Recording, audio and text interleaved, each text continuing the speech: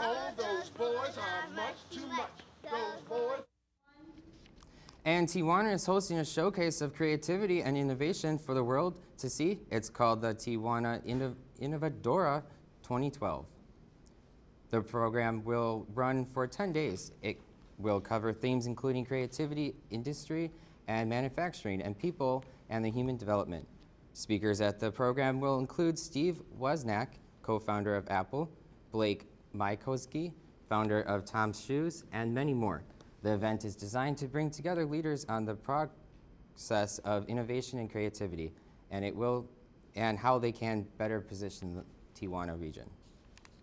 Producer and filmmaker of Beyond the Border, Erin McGinnis, will be visiting City College this week. On Tuesday the 16th, Guinness will be in room D121 to discuss her latest documentary, Beyond the Border, Más Allá de la Frontera, Traces of the Painful Transition made by 4 sons in the Alea family who leave their parents and sister in Michoacan, Mexico.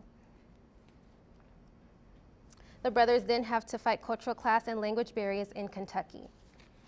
And the Miramar Air Show is back in San Diego, and that means the world oldest flight demonstration team is here as well. Newscene Victoria Johnson caught up with the Blue Angels in El Centro as they prepared for the air show. Diamonds are eye-catching, especially when it's 4 shiny blue and yellow F-18s flying in the diamond formation just 18 inches apart. In fact, it takes all season to be that flawless. What we do throughout the season is, 3 months in, we're going to move our sets closer. 6 months in, we're going to move them even closer. And at the end of the year, we're at the closest that we'll ever be. The solid foundation is laid through the 120 practice flights and the 2.5 months winter training period in El Centro. It's very important that we fly 6 days a week. It's not dangerous in any sense, but it's very unforgiving. We've always got to be focused, always on our toes. So we always want to kind of not be comfortable, always want to be, be on edge. Taking some of the edge off, the pilots rely on their crew chiefs to do their walk around, unlike a normal fleet. What we'll do is we'll inspect the engines and do an overall walk around the jet, make sure there's no leaks and everything is good, no cracks or anything. We check all the systems that the pilot will need to do the demonstrations. Our pilots have a lot of trust in us. It's that teamwork of 130 sailors and Marines that leave no detail overlooked, leaving the pilots to focus on flying. It's busy and it's intense, as you'll see this afternoon. It's a workout. Victoria, have a great flight. We'll see you when you land. Lieutenant Mark Tedrow took me up as his first media ride-along. And on full power, it's a thrilling takeoff.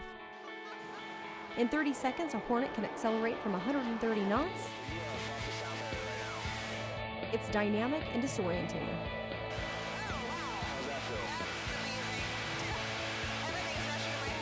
Yet the pilots can keep a clear head in the simulated bomb attack on a target. And that's easy for him to say. That's over 7 times your body weight. Pilots tense their muscles to battle the blood rushing to their extremities to keep from blacking out.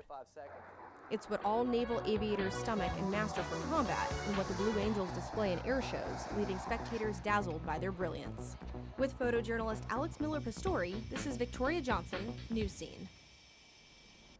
The Miramar Air Show runs through Sunday at MCAS Miramar. Gates open at 8 a.m. daily.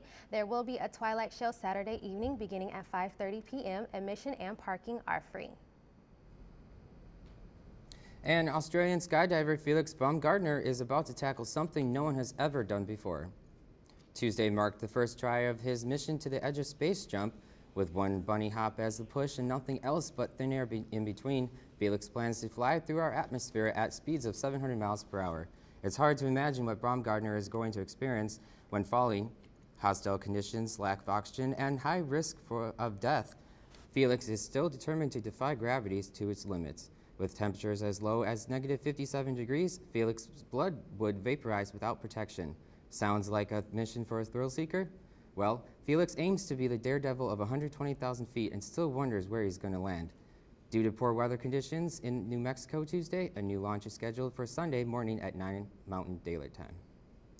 Jerry Sandusky is finally sentenced, but Jim Smith reports the former Penn State coach maintains his innocence. They won.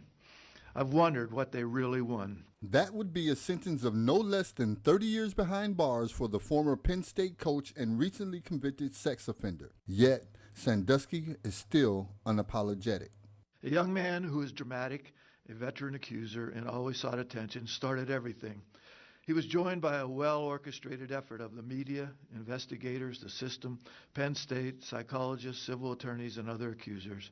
30 to 60 years for the 45 counts of sexual deviancy to 10 young boys was the sentence handed down by Judge John Cleland after admonishing Sandusky for his words and his behavior.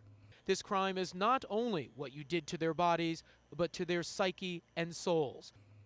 As a result of sentencing, Pennsylvania State Employee Retirement System has revoked Jerry's $59,000 annual pension, ensuring that Sandusky and his wife Dottie won't be able to count on this as a source of income. This is James Smith reporting for Newscene. Sandusky will spend about 10 days in county jail before he begins his prison sentence. Well, it's been a busy week in sports. Charlie Vermontes is here with the latest in sports. Thank you, David. Thank you, Nate. Cycling is in the news again, and it's for 7-time de France winner Lance Armstrong.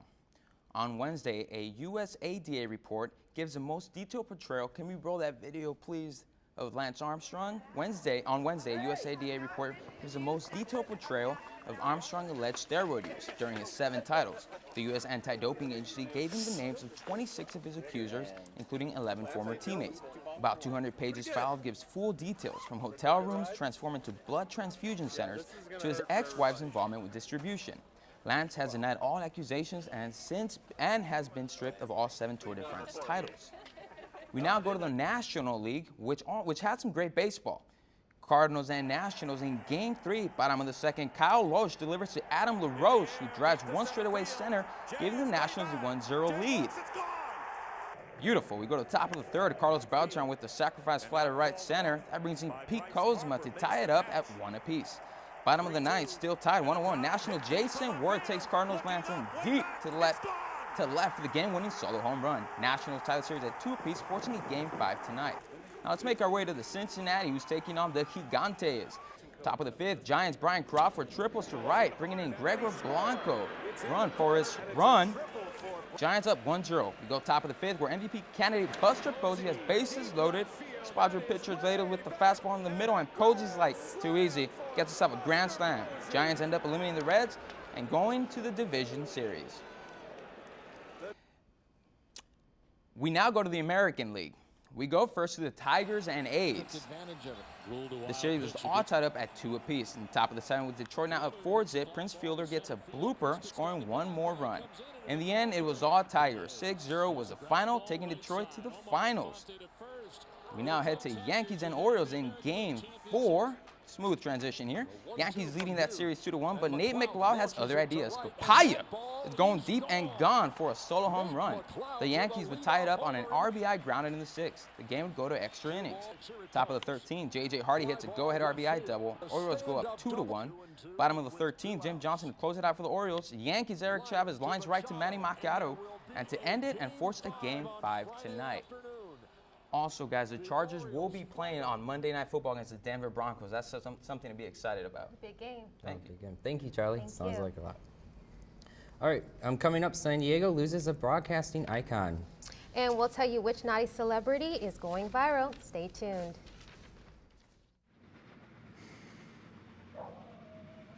I look up